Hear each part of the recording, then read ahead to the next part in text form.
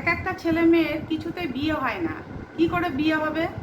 সে বিয়ে করতে সম্বন্ধ আসলে তখন বলে এ ভালো না দেখতে, ওর চুল নেই। একটা মেয়ের ক্ষেত্রে আমি বলছি প্রথমে যে কোনো ছেলে আসলে বলবে ওর পড়াশোনা বেশি নয়, ওর চুল নেই, ও বেটে, ওর বাড়িঘর ভালো না, ওর টাকা পয়সা কম, ও সরকারি চাকরি করে না, এরকম বাছাই শুরু করে দেবে।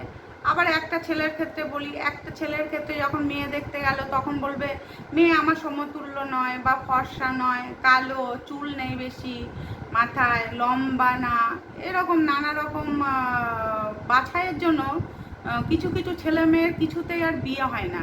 বিয়ে কি করে হবে বলে? এত যদি বাছাই থাকে, তাই প্রত্যেকটা ছেলে বা প্রত্যেকটা মেয়ের সব গুণ তো থাকে না। সব গুণ কি সবার মধ্যে থাকে? কেউ হয়তো পড়াশোনায় ভালো, কেউ হয়তো পড়াশোনায় খারাপ, কেউ হয়তো ভালো চাকরি করে, সরকারি চাকরি করে, কেউ প্রাইভেট কোম্পানিতে চাকরি করে। হয়তো মেয়েটার সঙ্গে ছেলেটার কোনো দিক মিললো না, বা ছেলেটার সঙ্গে মেয়েটার কোনো দিক মিললো না।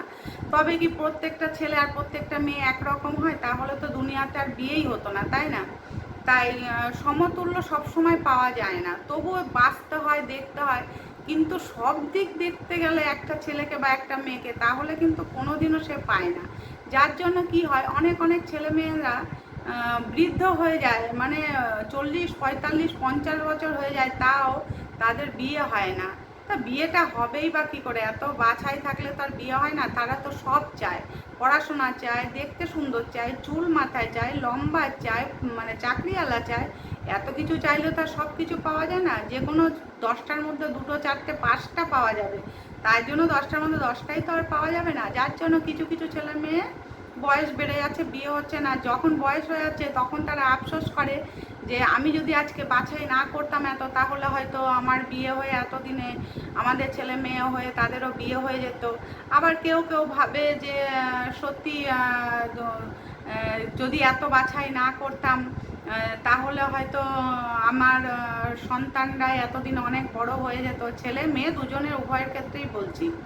তো তারপরে দেখা গেল শেষ বয়সে এসে, বা ওই 50-60 বছর বয়সে এসে হয়তো দোজবর ছেলের সঙ্গে কোনো মেয়ের বিয়ে হলো, আবার কোনো ছেলের বিয়ে হলো ডিভোর্সি মেয়ের সঙ্গে। তো এই রকমভাবে যখন বিয়ে হয় তখন তারা সংসার করে ঠিকই, কিন্তু প্রথম জীবনে যে সুখ বা অল্প বয়সে বিয়ের যে সুখটা, সেটা কিন্তু তারা পায় না। কেননা পায় না যে অল্প বয়সে যে আনন্দটা, যে কম বয়সের যে মাধুর্যটা, যে ভালোবাসাটা, সেটা কি বৃদ্ধ বয়সে পাওয়া যায় বলো? আমাদেরও তো সবার বিয়ে হয়েছে অল্প বয়সে।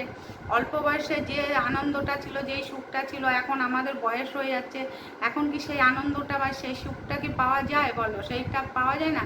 তাই আমাদের মতো অল্প বয়সে বিয়ে হলেও যেমন বাবা মার কথা শুনে বা নিজের পছন্দ মতোই তুমি বিয়ে করো, কিন্তু কিছু কিছু গুণ দেখো। সব গুণ দেখলে গেলে তো বয়স হয়েই যাবে। তাই জন্য কি হয়, আস্তে আস্তে বেশিরভাগ ছেলে মেয়েদেরই এখন বিয়ে হয় না, বৃদ্ধ হয়ে যায়, বৃদ্ধা হয়ে যায়, তাদের আর বিয়ে হয় না। শেষ বয়সে কিন্তু তাদের আফসোস করতেই হয়, কেন আগে আমি এত বাছাই করতে গেলাম, যার জন্য আমাদের বিয়েই হলো না।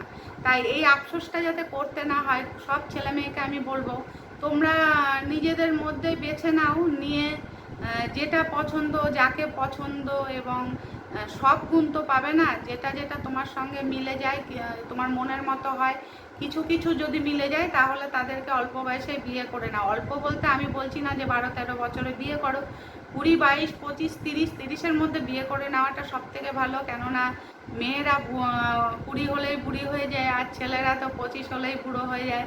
তাই বলবো নিজেদের সমতুল্য সব সময় পাওয়া যায় না। নিজেদের মতো করে বেছে অতিরিক্ত বাঁচতে যেও না, যেটুকু পাও সেটুকু পেয়েই বিয়ে করে সুখে শান্তিতে সংসার করার চেষ্টা করো, নারে কিন্তু সারা জীবন ওই আইবুড়ো হয়েই থাকতে হবে।